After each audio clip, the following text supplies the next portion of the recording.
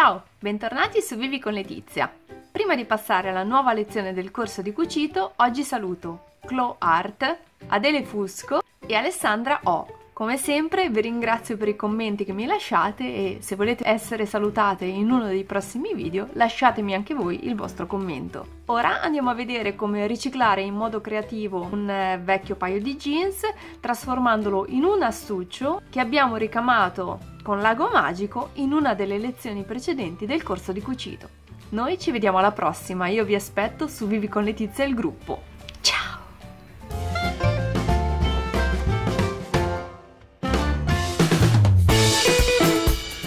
Ricicliamo in modo creativo un paio di jeans ritagliando da una gamba un quadrato da 24 x 24 cm. Ritagliamo a filo l'orlo e teniamolo da parte.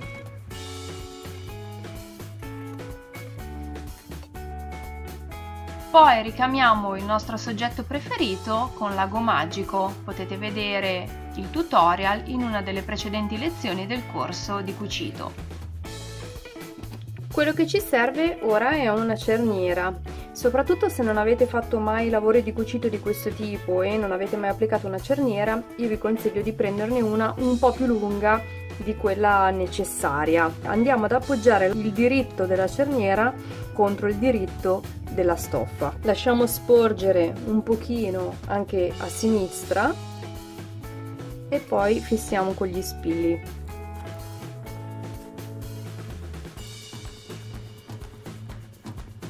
Ora procediamo con l'imbastitura.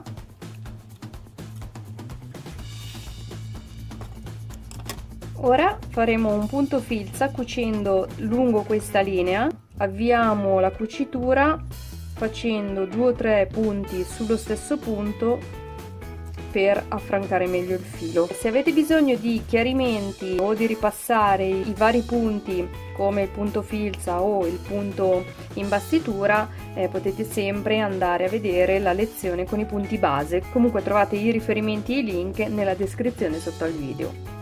In questo caso, anche se i punti della filza non sono uniformi, non ha molta importanza perché questa sarà una cucitura che poi non si vedrà. Certo è che fare un lavoro ordinato dà sempre più soddisfazione che fare un lavoro disordinato.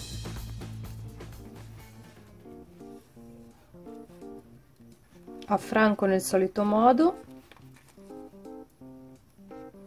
e in più faccio un paio di nodini al filo. Ora devo fare la stessa cosa anche con la parte opposta della cerniera.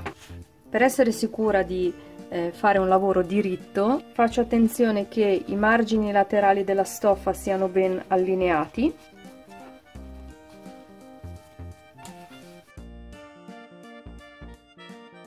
E fisso con gli spilli.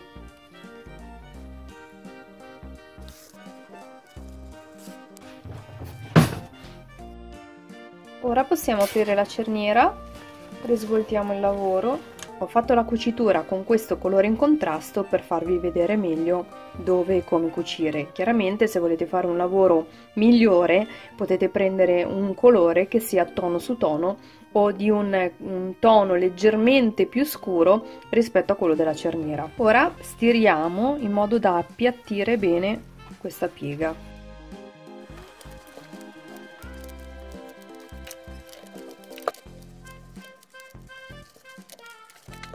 Ora fisso questa piega facendo un punto indietro a circa 2 mm dal margine. Per farlo io userò lo stesso filo che ho usato per ricamare la lettera.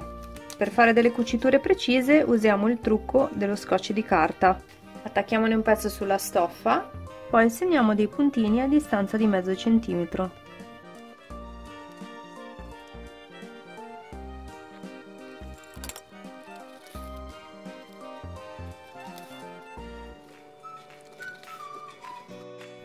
Ho terminato la cucitura da entrambe le parti.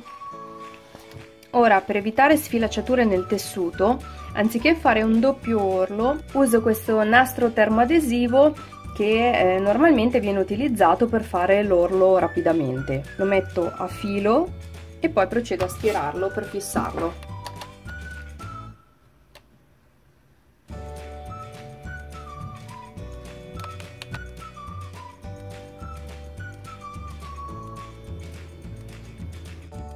Ora risvoltiamo di nuovo il lavoro, mettiamo bene a pari le due parti e teniamo fermo con degli spilli. Pieghiamo la parte terminale della cerniera, la metà della cerniera dovrà essere in linea con i bordi della stoffa.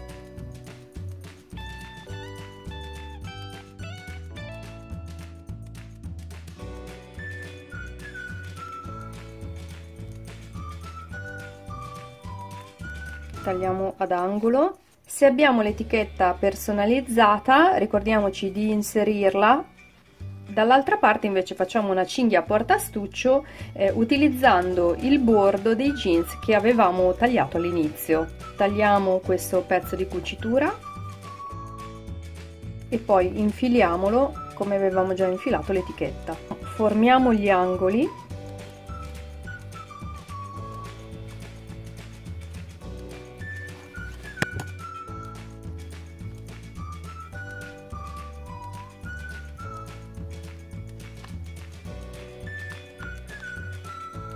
Tagliamo l'eccedenza di cerniera e ora passiamo a imbastire il lavoro.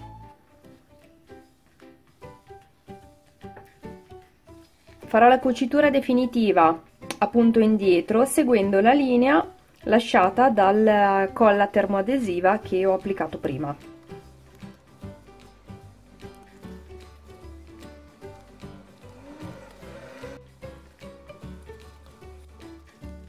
Una volta terminato possiamo togliere l'imbastitura e tagliare le eccedenze di filo. Per riuscire a fare gli angoli più precisi tagliamo un angolino di stoffa del bordo senza andare a tagliare la cucitura.